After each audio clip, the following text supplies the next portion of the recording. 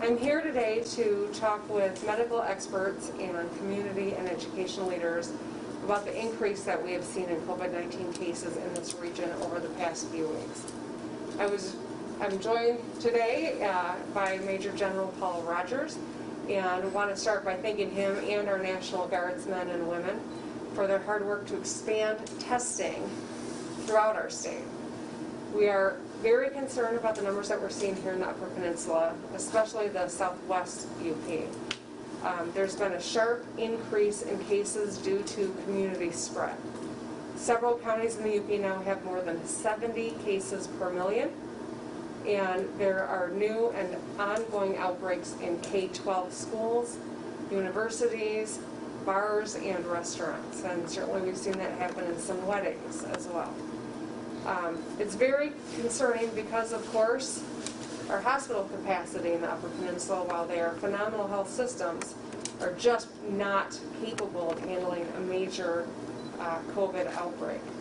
So we can't afford to have a big surge of new cases in the area. So we got to put a stop to the spread, and we've got to work together in order to get it done. And we need everyone to do their part. We're all getting tired of masks. We're all getting tired of not spending time close together with our loved ones, and yet we also know that while we are making progress on a lot of measurements, COVID-19 is still a very real threat, and we can't drop our guard now. And so we've got to double down and continue these protocols so we can stay safe. We remain at a precarious moment with the virus. With the 2020-2021 flu season fast approaching, that is a double for our medical caregivers, as well as for all of us who go out of the hospital, so that if we need those beds for COVID, they're there. So get a flu shot, please. I want to be just clear. I'm going to be redundant, but we are not out of the woods yet. The virus isn't going to go away because we're sick of it, all right? There are clear, easy, concrete things that every one of us do to protect ourselves and our families and protect our frontline workers, the doctors and nurses who've been showing up every single day. Wearing a mask remains the single most important tool that we have in the midst of this pandemic. Washing your hands, physically distancing, trying to stay 6 feet apart when you're out in public areas where other people are. So this is really important. Today I'm going to send off our departing National Guardsmen and women who serve our country. We could never send these brave men and women into harm's way without the tools and equipment that they need to be safe. And the same thing is true for us here at home. This is the best implement that we have. So we owe it to our brave first responders, our guardsmen and women, our police officers, our firefighters, our healthcare workers, and our educators to continue to take this seriously and do everything that we can. So I'm calling on our local leaders to use their voices and spread the word about how important it is to fight the virus. We want to keep our economy engaged. We don't want to make steps backward, and that's why we got to get our arms around this virus now. So it's a pivotal moment. I want to end with some good news. Today, the MEDC announced more than 10,000 small businesses and nonprofits around Michigan have been awarded $61 million in grants by the local economic development organizations as of September 10th through the Small Business Restart Grant Program. And this program was launched to provide relief for small businesses that have been impacted by COVID-19, particularly women, veteran-owned and minority-owned businesses. So more than 700 of these small businesses are here in the Upper Peninsula. I know that business owners across our state have made incredible sacrifice, and many are struggling to get by. And that's why the Commission and I have been committed to helping them get back on their feet. So the best thing that we can do to help our small businesses is help keep them open by keeping our COVID numbers down. So between the grants and the community masking up, we're going to get through this, and we're going to get through it mitigating the economic pain that so many other states continue to go through. We're in a stronger position here in Michigan, but it is precarious. So please, please mask up and take this seriously. And with that, I'm happy to open it up for a few questions. Maybe you can ask them of me or General Rogers if you have any for him. Feel free. Well, I know locally we've seen K-12 schools and universities cut back on all or some in-person instruction. But even over the weekend, cases in Houghton County rose 27%, basically between when those restrictions were announced and when the earliest ones start to take effect.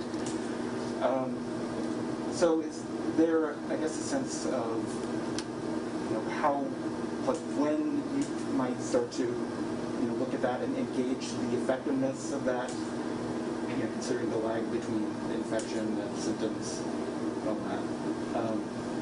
We've probably got a few days of rising cases baked in already. So when you start to gauge the effectiveness of that, how would that impact any timeline maybe on considering whether to move after phase 4? So it's a great question, and I'll start with this.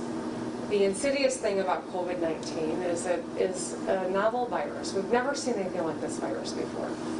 The epidemiologists and scientists and public health experts who have studied pandemics have studied things like the 1918 pandemic, right? The last huge one that went globally and took so many lives. That particular virus uniquely attacked younger people. It was children, by and large, who were most vulnerable during that virus. This one is the opposite. It's people who are older who are uniquely vulnerable. I share that with you because we're learning a lot about COVID-19. From the first days that it presented here in the United States to now, we have amassed an incredible amount of information. We now know how important masking is because how it is spread through respiration and through, heavy breathing, and that's why the mask is such an important implement. We didn't know that 6 months ago. We're learning an incredible amount about this virus. 6 months from now, we'll know a lot more. Hopefully, we'll have some vaccines that have come online and have been proven safe and effective and are being ramped up. We should have more therapeutics that are at our disposal that can help mitigate the impacts of COVID on the body for someone who gets it. But what we still know about this disease is that many of us are walking around carrying it, not even knowing it, having zero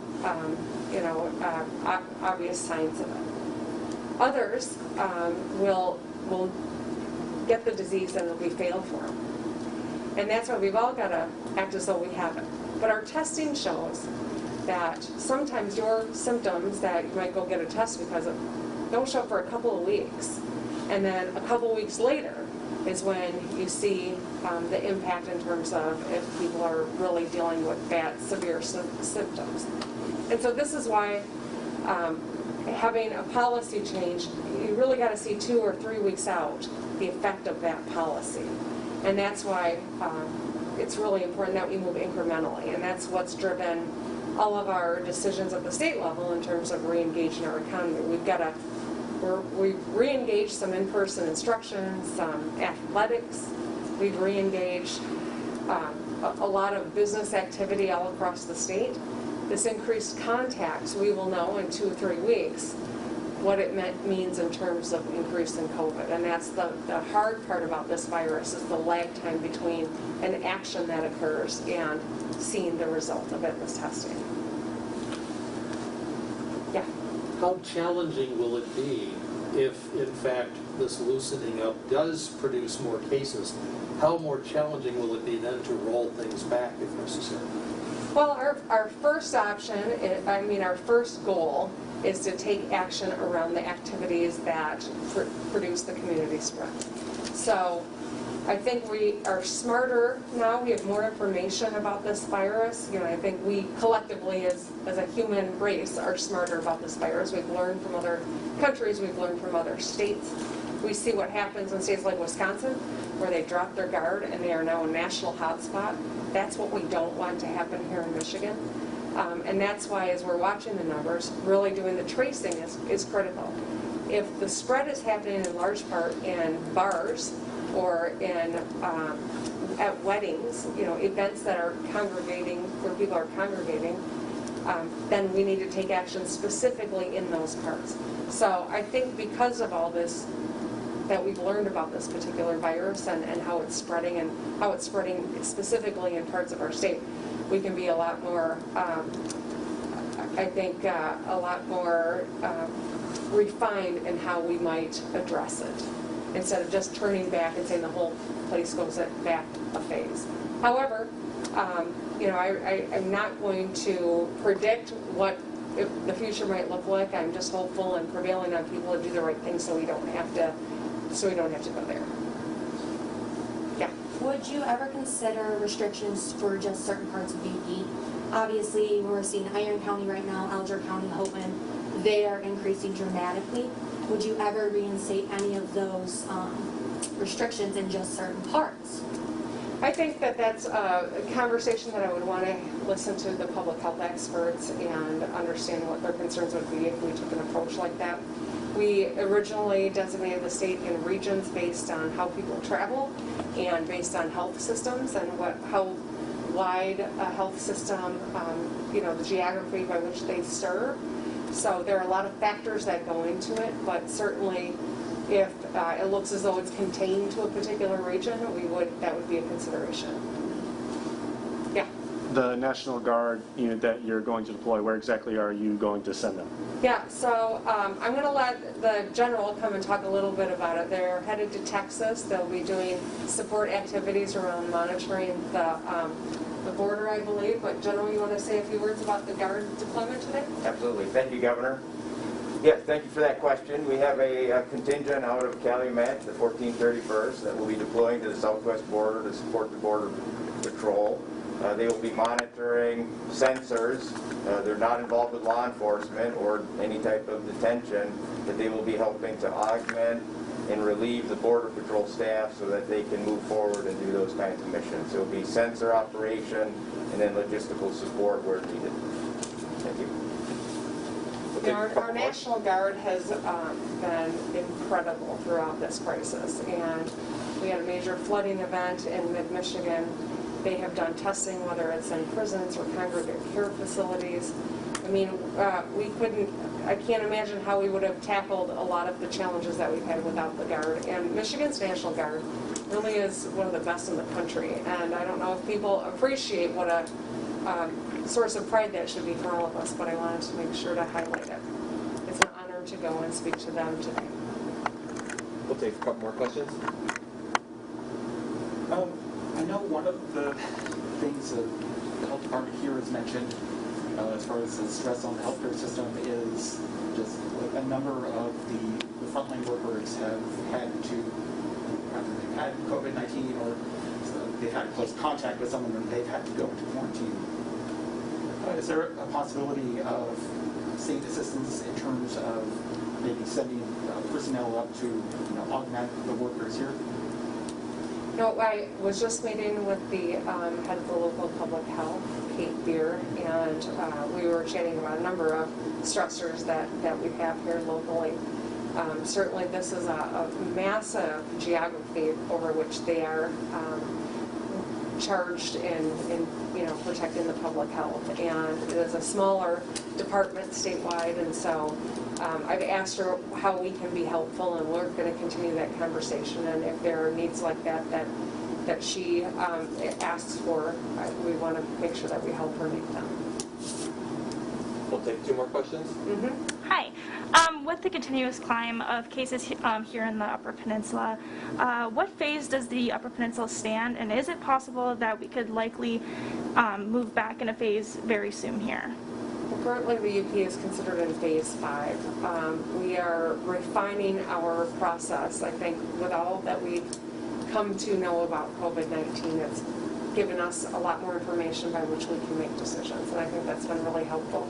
What we're trying to avoid is going back a phase. No one wants to avoid that more than I do. I know that business owners want to avoid that. I know that parents want to avoid that. I know that our teachers and physicians want to avoid that, and yet the increase in numbers is concerning, and that's really why I'm here. We need people to mask up, and I know that fortunately this community wasn't hit as hard as parts of downstate were. But right now, COVID is here, and it is a real threat. And so the mask, which is, universally adopted in a lot of parts of our state, is not as, I think, worn here as frequently, and we want to increase that so that we increase the odds that we can stay in this phase and keep this economy engaged and keep kids, safe and their teachers safe too. Okay, last one. With the recent spike in COVID cases, have health experts found any sort of link, like you said earlier, is it bars being open or big places of gathering? Is there any link to why there's a big spike in COVID cases? So what we're seeing, it's not unusual, unfortunately. This is where we see COVID spreading in various parts of the country, but it's on campuses and around campuses. So Tech has done a good job in terms of on campus, but we know that behavior of students who are not on campus is contributing to some of the spread. We know that bars are where we see spread, and we've had a few weddings and certainly K-12 instruction, and that's why the mask mandate for our children in school is such an important part of us staying safe and staying engaged. All right, thank you, everybody. All right. I appreciate you coming. Thank you. Go that way.